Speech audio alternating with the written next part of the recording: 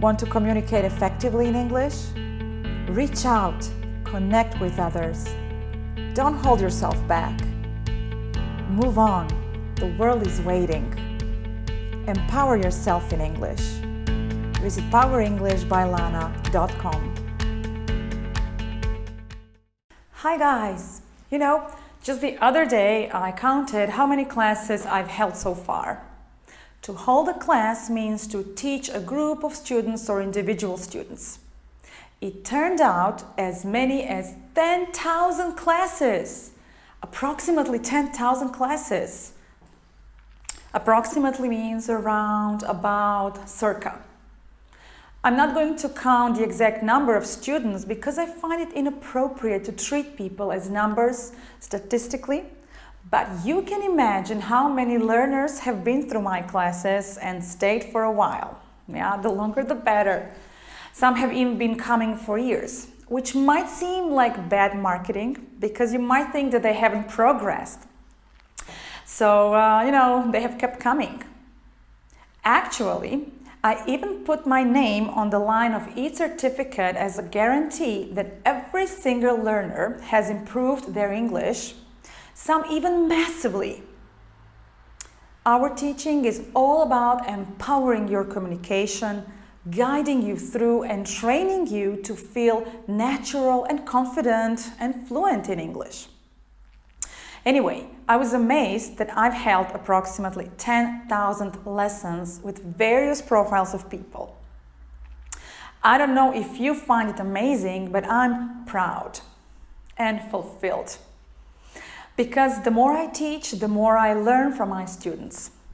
Yeah, definitely my job, my career is fulfilling. Now, what does fulfilled and fulfilling mean? And what's the difference? Well, the verb fulfill means to make something full, to develop to the full potential, to feel full, satisfied. Fulfilling means making someone satisfied or happy through allowing their character or abilities to develop fully.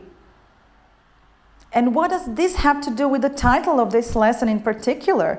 Adjectives ending with ed or ing? Well, a lot. Here are the 2 points I would like to make. So first one, if you have been listening carefully, I use the forms fulfilled and fulfilling of the same verb to fulfill. A large number of people I have taught tend to confuse the following adjectives: interested, interesting, excited, exciting, disappointed, disappointing, inspired, inspiring, and so on. So it's not unusual to hear, "I'm interested in your product." Can you tell what's wrong here? Yes, a good guess. It's correct to say, "I'm interested in your product."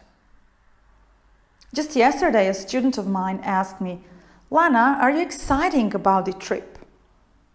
What he meant to ask was, "Are you excited about the trip?" Another student said, "I was boring during the lesson," when he actually meant to say, "I was bored during the lesson." Which is not a good thing, is it? I mean, students shouldn't be bored during the lesson. It indicates something is not right in the process. Remember that people can be boring only if they make other people feel bored. Which brings us to the second point, the rules about when to add ending ed or ing to an adjective. Adjectives that end with ed describe emotions. They tell us how people feel about something. I'm interested in. Students are excited. We are surprised. Everybody's motivated. Adjectives that end in ing describe things and situations. I'm an interesting person. Isn't it? The lesson is exciting. A surprising news is blah blah. A motivating speech is. Another good explanation is that adjectives that end in ing describe the thing that causes the emotion. A boring lesson makes you feel bored. I hope you don't find this lesson boring. I'm definitely not bored talking to you. To recap, adjectives that end in ed are used to describe how people feel. He was confused when he got the test results. I was surprised with the results. She was exhausted or tired after the trip. Now compare the adjectives. He was confused when he got the test results. The results he got were confusing. I was surprised with the results. It was surprising to me that he got such results. She was exhausted or tired after the trip. It was an exhausting, tiring trip. As I said, remember that people can be boring, but only if they make other people feel bored. Or people or a situation can be interesting, but only if they make other people feel interested.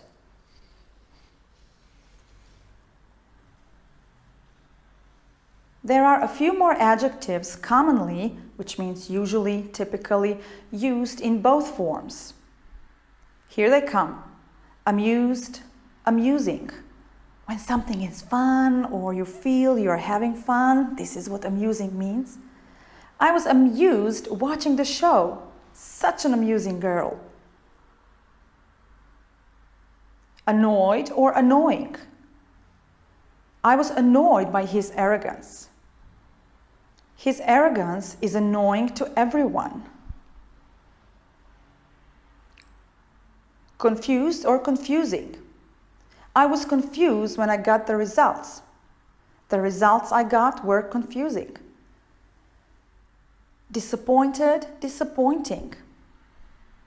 Students were disappointed when the lesson was cancelled. It was disappointing to everyone that the lesson was cancelled. Excited, exciting. We are excited about the trip. This is the most exciting trip we've ever gone to.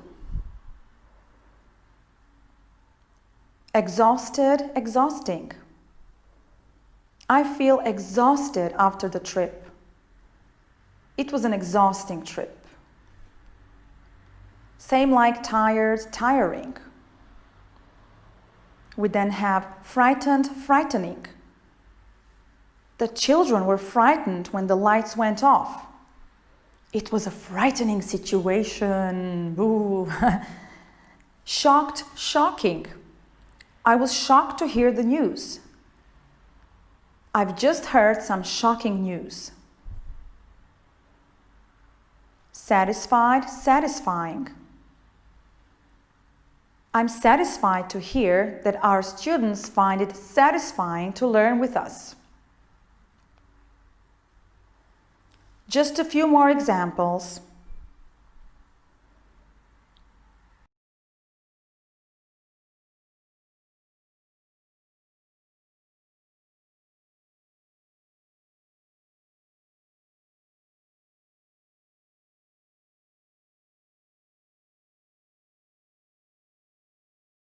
At the beginning of this video, I used the forms fulfilled and fulfilling of the same verb to fulfill. The results of my students make me feel proud and fulfilled. So this is an adjective ending with it. My job is fulfilling. So it's an adjective ending with ing. My career fulfills me. It's a verb form. So the first point I made here is that many learners of English tend to confuse these two forms of adjectives. And then, to clarify the confusion, I gave you the rule followed by examples. And the third thing is, that I feel like sharing with you today as a wrap up to what I said at the beginning is that no matter how many classes I've held, the number of lessons and people I've taught and how many tutorials I have recorded, I always feel excited and motivated to keep doing it. This has been an exciting journey for me and my colleagues, and I would never change this fulfilling job for anything in the world. I hope you are satisfied too, and that you will find this form of learning satisfying. Anyway, thank you for being a part of it and for keeping us here. See you in the next round. Bye.